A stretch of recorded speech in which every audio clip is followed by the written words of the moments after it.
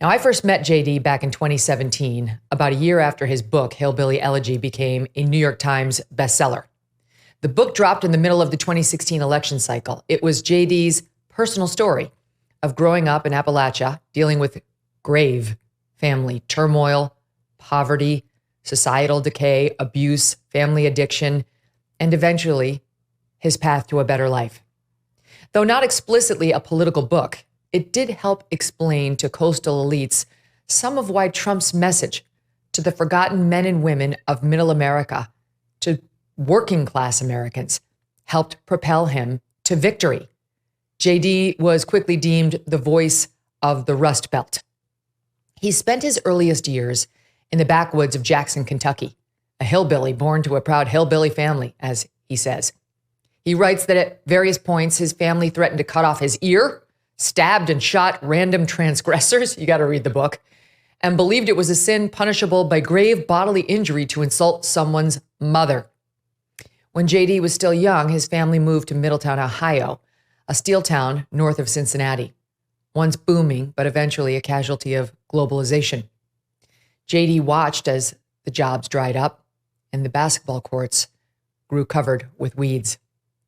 My home, he writes in Hillbilly Elegy, was a hub of misery. Vance's mother and father divorced when he was just a toddler. His father up and left, abandoning him. His mother, Beverly, was addicted to drugs, eventually heroin.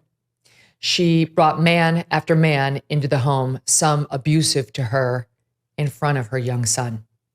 JD's childhood was full of trauma like this, which I asked him about. Being sworn at, insulted, or humiliated by your parents. Sure. Check. Being pushed, grabbed, or having something thrown at you. Check. Having parents who were separated or divorced. Check. Living with an alcoholic or a drug user. Check.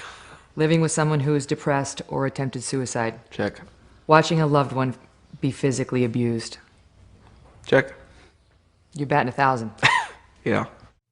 JD's mother, angry with him, once after a fight, apologized to her son, and then after the apology, put him in a car, began driving erratically, and threatened to crash and kill her terrified little boy.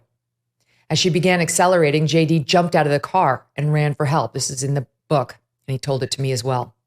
The police were called by a concerned neighbor, and 12-year-old JD watched as the authorities took his mother away.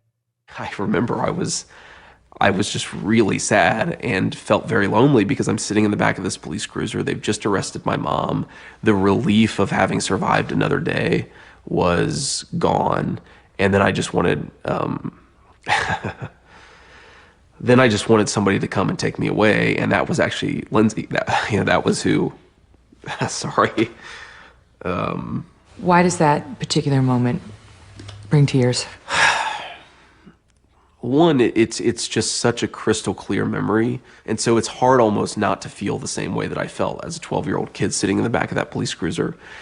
But I also think that that moment is kind of a microcosm of my entire life, is that there was this brief moment of terror and of feeling really lonely. And then there was Lindsay. I would die for that kid. And I know he would too. Lindsay, JD's sister. She's 5 years older than JD, but at the time of that incident, she was only 17. It was after this that JD went to live with his strict, no-nonsense, gun-toting grandma, and we do mean gun-toting. She had 19 loaded guns all over her house. Known to the family as Mama, she was perhaps the most consequential in a series of strong women who saved JD from what could have been a dark path. Mama, when she died, I think the number is 19 handguns loaded that we found in her house at various places. She also wasn't afraid to threaten using it. Yeah, she said, look, you're going to come and stay with me, and if anybody has a problem with it, they can talk to my gun. Mama, who told JD never to believe, quote, these fucking losers who think the deck is stacked against them, you can do anything, was so iconic that Ron Howard made her character the star of his movie based on JD's book. She was played by Glenn Close. Jen, I never win. Well, if you don't like it, find some lame-ass loser to play with. You gotta take care of business, you gotta go to school, you gotta get good grades to even have a chance. Mom was the best in her class. What's the point? I'm talking about a chance. You might not make it, but you sure as hell won't if you don't try. Why do you even care what I do? I ain't gonna live forever. Who's gonna take care of this family when I'm gone? It wasn't easy. There were many more ups and downs in his childhood, but JD's grandparents, Mama and his granddad, who lovingly called JD things like shithead and taught him how to take and deliver a punch, drilled into this little boy the importance of good grades as a pathway to a better life. And eventually JD found his way. He enlisted in the Marines. He served overseas in Iraq, where Mama and Lindsay wrote to him every day. He came home a more disciplined young man, slimmed down, motivated. He applied to and was accepted at Ohio State University, which he completed in 2 years, less than half the time expected, earning summa cum laude honors and completing a double major. And then the seemingly impossible admission into Yale Law School, one of the most competitive programs in the country. That is where he met his future wife, Usha, and another hugely influential woman in his life, his professor and my friend, Amy Chua, author of Battle Hymn of the Tiger Mother. Chua convinced JD to write down some of his incredible childhood stories in a memoir, and also to consider marrying Usha, whom she could see was very, very good for JD. When I interviewed him in 2017, he had just returned from a post-law school stint in San Francisco, working for investor Peter Thiel, and was determined to do something locally now, back in his home area, to help his home community. I spent a fair amount of time with JD and Usha, just as she was about to have her first of 3 babies, and simultaneously head off to clerk for Chief Justice John Roberts. She's an overachiever too. And I asked about whether politics might be in their future. What do you think? Should he run for office? I think someday, if the time is right, and if he really feels that that's the best way that he can contribute to his home, then I think that would be a great idea. Why do you get uncomfortable when that idea comes up?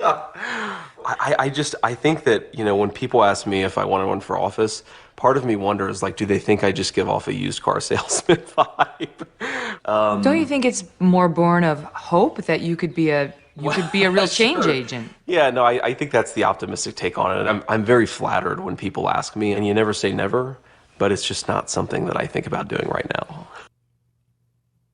Never say never is right. Less than 8 years later, he's in line to become potentially the next vice president of the United States and the Republican Party's future. The man who could carry on Trump's political legacy. His story is the definition of the American dream. It's inspirational. As with most stories like JD's, there are some realities to this path out of trauma that are not all rainbows and unicorns. And that led to what I think is the most poignant part of our time together. A discussion about how it's all affected him and his enduring bond with one of the women key to his survival of these traumas, his sister, Lindsay. Do you think he's dealt with this stuff? I think that he thinks that he has. I think that this book, writing it, was a very good step. When I finished the book, I felt a little worried about you. Why? I wondered if you had really dealt with everything. That's interesting. And when I met with Lindsay, she wondered too. What do you think? That's a really good question. I've never been asked this. I think that the honest answer is that I probably haven't dealt with everything, but that's part of growing up and living your life, is you're constantly dealing with this stuff and you're constantly working through it. The book is not an effort to sort of finally work through all of these things that happened when I was a kid. It's the beginning of an effort that will probably take me for the rest of my life, and I'm okay with that. Wow. Yesterday, this was JD Vance on stage in Milwaukee, Wisconsin, as he accepted the nomination for Vice President of the United States on the GOP ticket. Delegates and alternates, ladies and gentlemen, I am proud to announce that Senator J.D. Vance has the overwhelming support of this convention to be the next Vice President of the United States.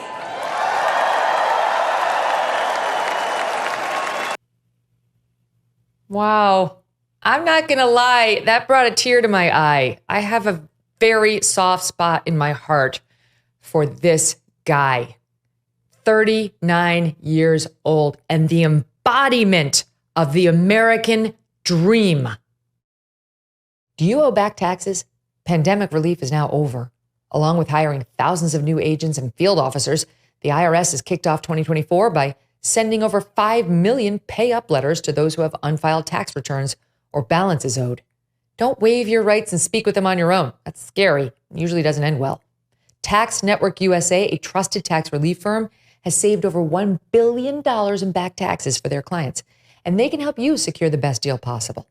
Whether you owe $10,000 or $10 million, they can help you. Whether it's business or personal taxes, even if you have the means to pay, or if you don't, if you're on a fixed income, they can help finally resolve your tax burdens once and for all. Call 1-800-245-6000 for a private, free consultation, or visit tnusa.com/Megyn. Thanks so much for watching. If you like what you just saw, hit the subscribe button for more clips and full episodes.